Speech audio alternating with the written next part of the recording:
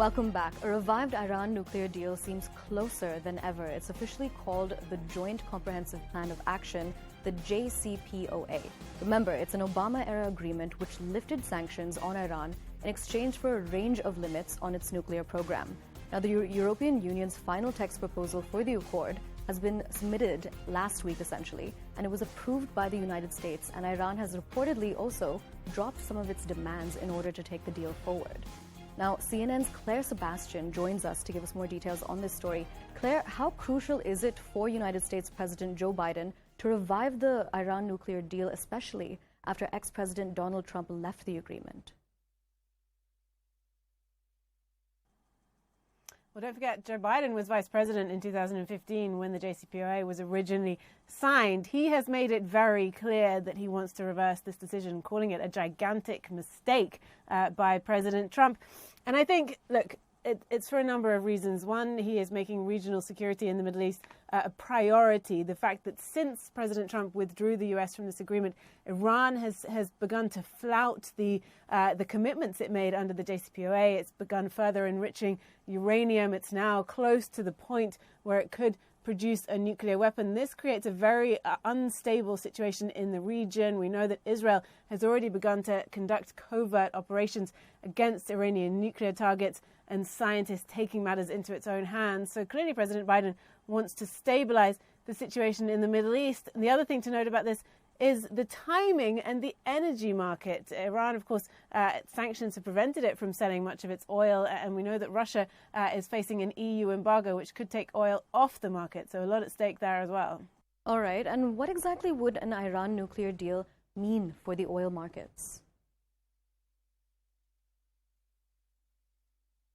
Yeah, so as I was saying, the timing of this is crucial because obviously prices have been extremely high, and the concerns that an Iran deal might not materialize back in June led to prices going even higher. Now hopes of a deal have brought prices down a little bit, but we're looking at a situation later in the year when the EU embargo on Russian oil, or the partial embargo, comes into force in December, where about 2 million barrels a day of Russian oil that used to be routed to Europe could be displaced.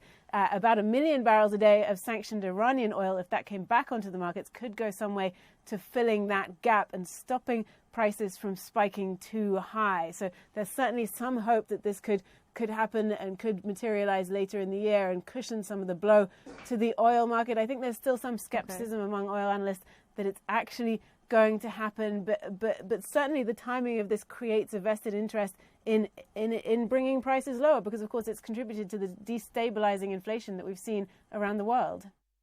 All right, Claire, thank you so much for joining us and bringing us all of that information. Now, moving on, the polio virus seems to be returning from the dead. It's been detected in 3 areas: New York, London, and Jerusalem. And in New York, it's been detected in wastewater samples.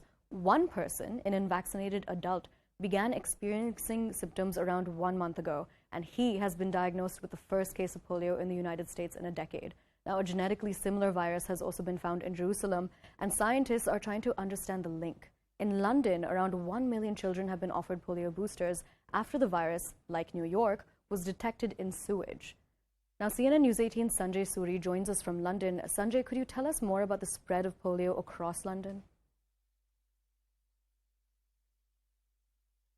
Just when we thought that polio has been consigned to forgotten books of medical history, except in Pakistan and Afghanistan, it has returned, and of all places too, London and New York.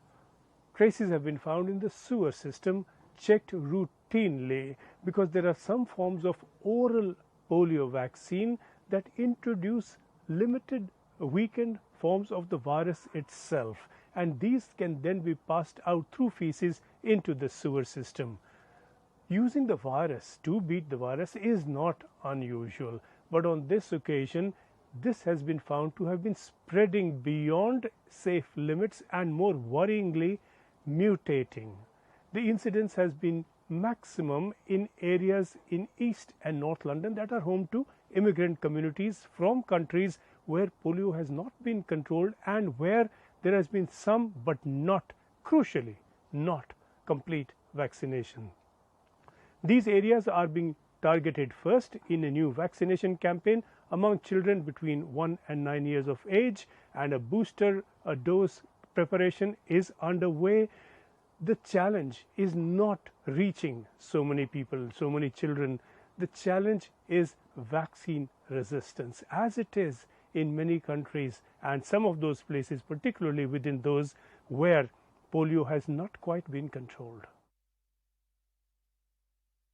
All right, Sanjay, thank you for that information. Now, Finland's Prime Minister, Sanna Marin, has been under intense scrutiny since a few videos of her partying have surfaced. Now, in the first video, she could be seen partying with friends and essentially singing and dancing. In the second video, she was dancing with somebody who apparently isn't her husband, and the opposition is going all out to target her. They're criticizing her behavior as unbecoming of a prime minister. And Mikko Karda, an opposition MP, tweeted that Marin should undergo a drug test. Listen in to her response.